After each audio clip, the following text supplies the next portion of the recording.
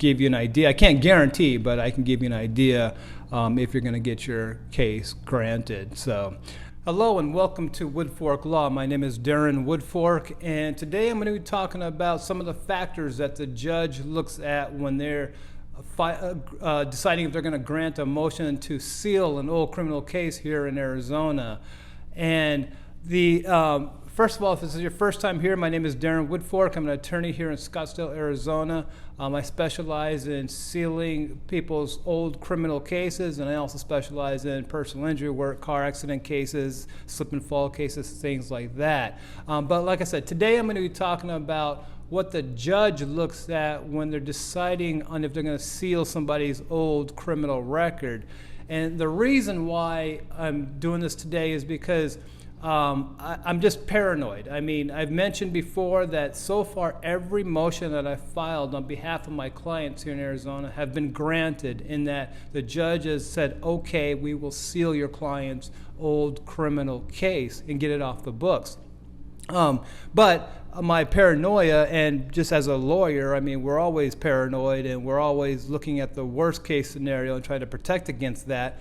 But I want to kind of go through and explain kind of what the judges are looking at when they're deciding on if they're going to grant the motion, and then kind of what I look at before, so I know if there's going to be a chance of getting the motion granted in the first place. And that's kind of the reason why it's all important, because I want to know what the chances are, for you to file to be successful. So anyway, so let's just get started.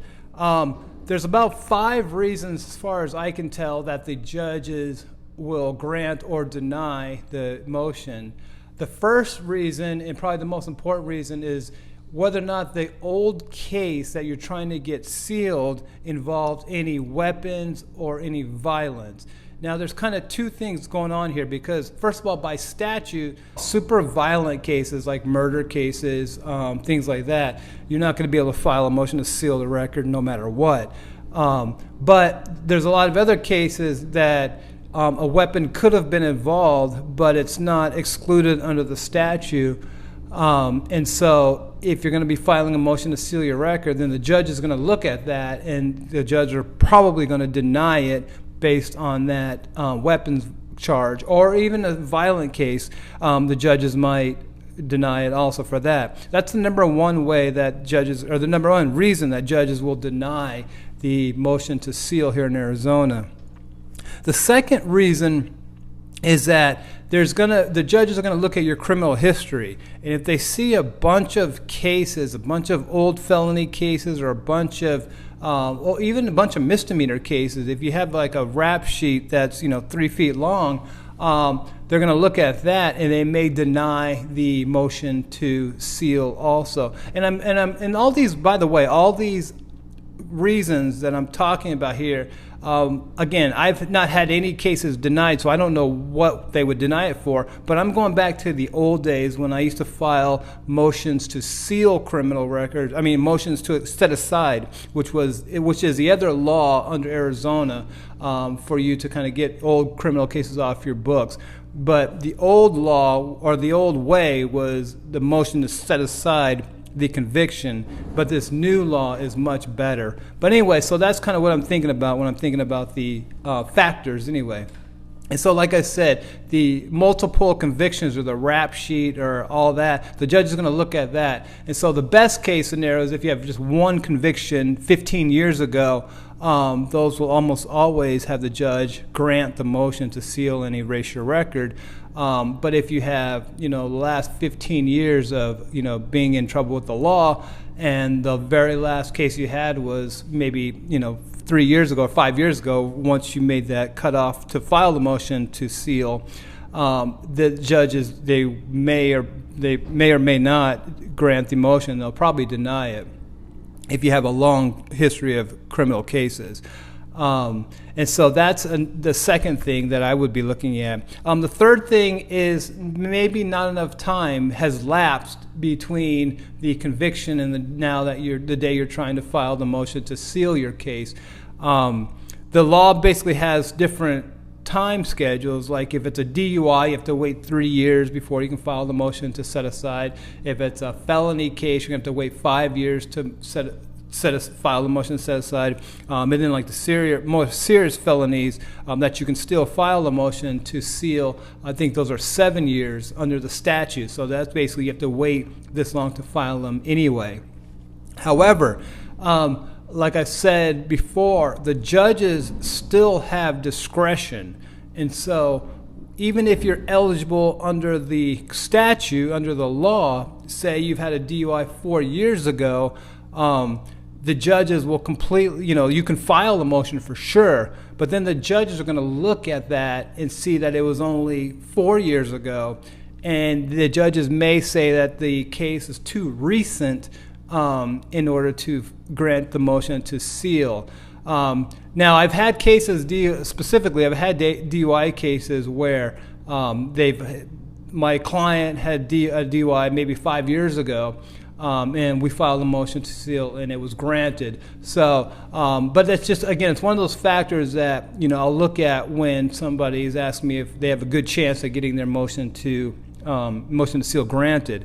The fourth thing is, again, kind of under the law, under the statute also, in that once you file a motion to seal your record, the court is going to notify the prosecutor's office who prosecuted you way back when, and then they're also going to notify any victims involved in the case way back when. And depending on what the state says, depending on what the victim says, that's going to have a pretty high impact on the judge's decision whether or not they're going to grant the motion or not. So I always ask people, were there any victims involved in the case, or whether there's any, would the prosecutor, if we think the prosecutor is going to object to it, because that's going to sway the judge. And then the final thing is kind of in the same similar notification area, is that once you file the motion, the judge is going to send your case out to the Department of Corrections, which is a prison system here in Arizona. And they're going to want the record of how you were in prison, if you did prison time, if you had any discipline things, if you had any behavioral problems, any fights, things like that. How was your time in prison? The judges are going to look at that when they're deciding on whether or not to seal your criminal record.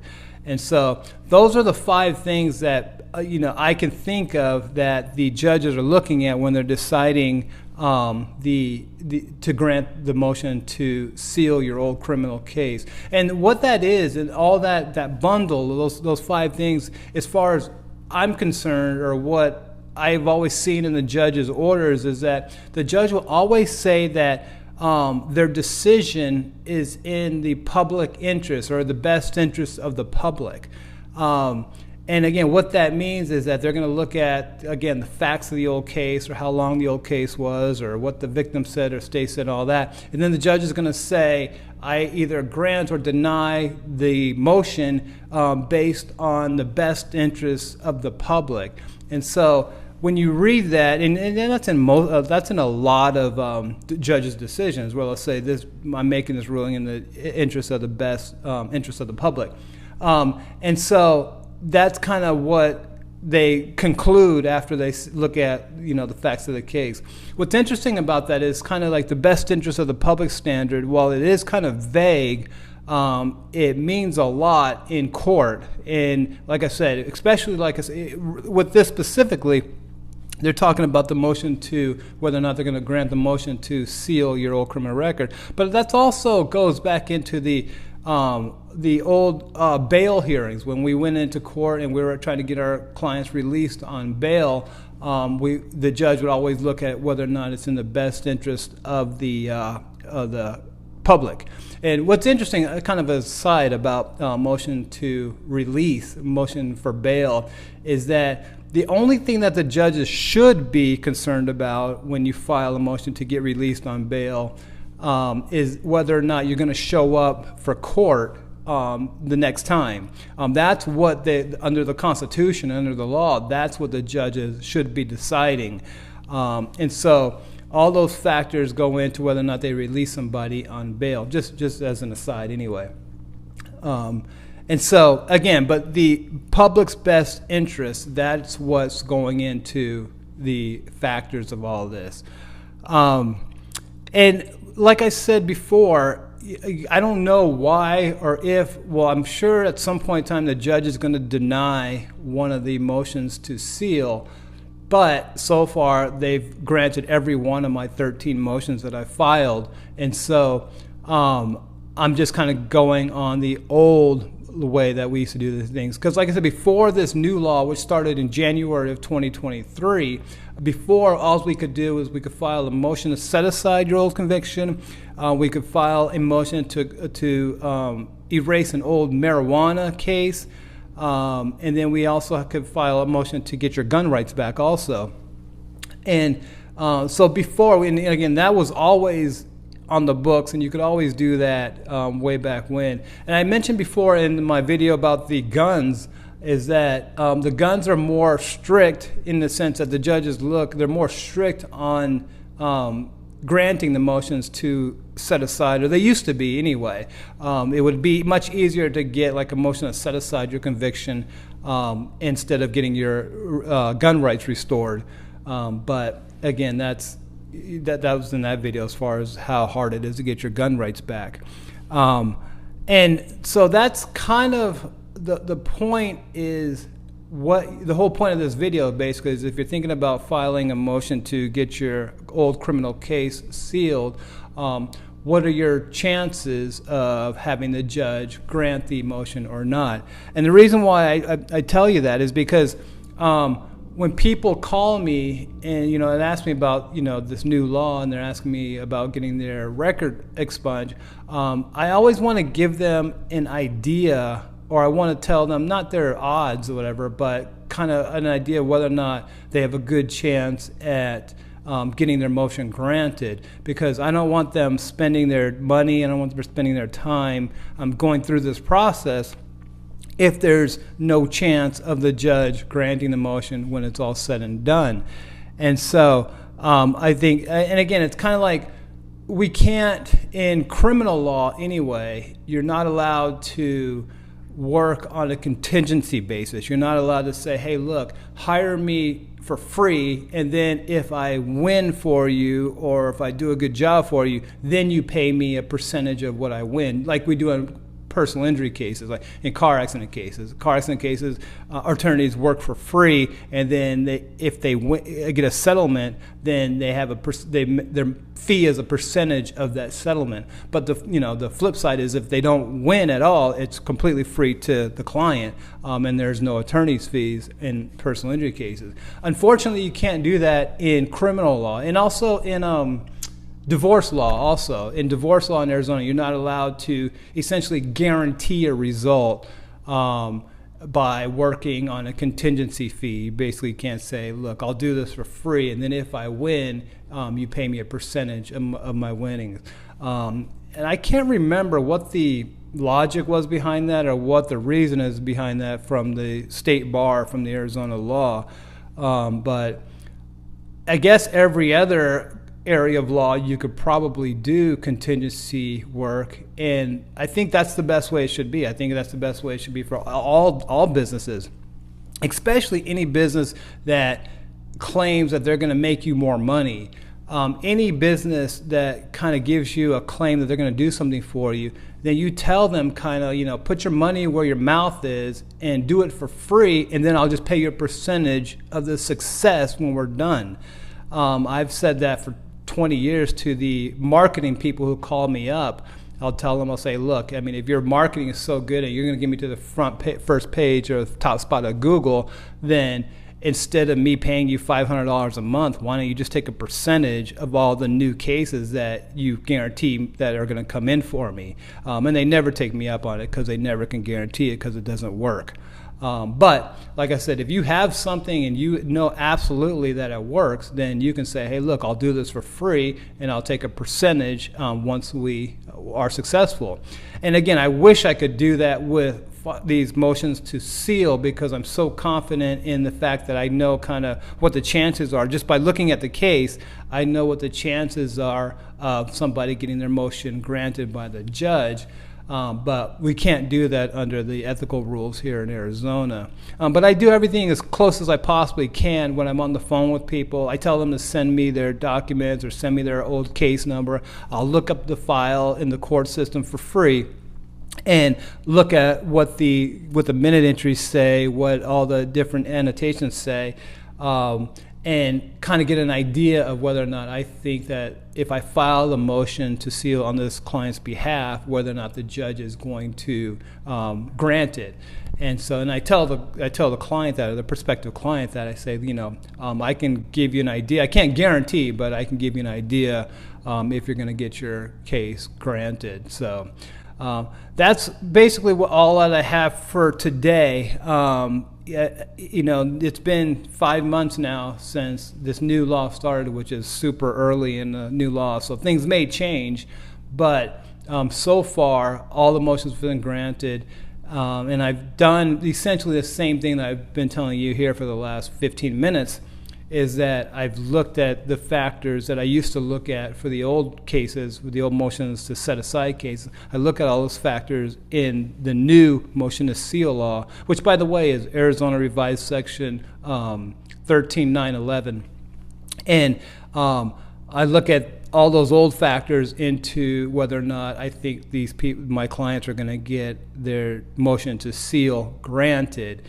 And so that's kind of what I'm telling you today. So I guess if you're watching this and you're in Arizona and you want to get your Arizona old criminal case sealed, you can think about it, whether or not you've had these factors in your old case. Those factors were: 1, whether or not there's any weapons or violence; 2, if you have multiple convictions or big rap sheet; 3, how long it's been since your last touch with the justice system; 4, what the state says once they are notified that you're trying to seal your record, or what victims say if you're trying to get your record sealed; and then finally, same thing, what the Department of Corrections, what the prison system is saying in response to you trying to file your motion to seal your records. But like I said, if you have any questions, though, I mean, I've been doing this for 23 years. I know kind of what the judges like, what they don't like, and so we can see if you have a good chance of getting your case sealed. So in conclusion, like I said, if you want more information about this motion to seal law in Arizona, please go to my website, which is woodforklaw.com. I'll have a link in the description, and then you can go there. I have a ton of articles on this new law, and you can get any questions you answered from that information. Also, my phone number is all over the website, so feel free to give me a call if you have any questions. And if you would, please subscribe to this channel and click the notification bell. And then I'll try to grow this channel just to give out information on this new law here in Arizona, because I think I've said before, I think it's probably the best law I've ever seen in Arizona, because it gives people a real fair, new, fresh start, to go in and apply for jobs, apply for loans, apply for rentals, everything, without having a criminal record show up and get you denied. So I think this is a fantastic law. But nevertheless, again, please subscribe to this channel, and I'll see you next week. Thanks.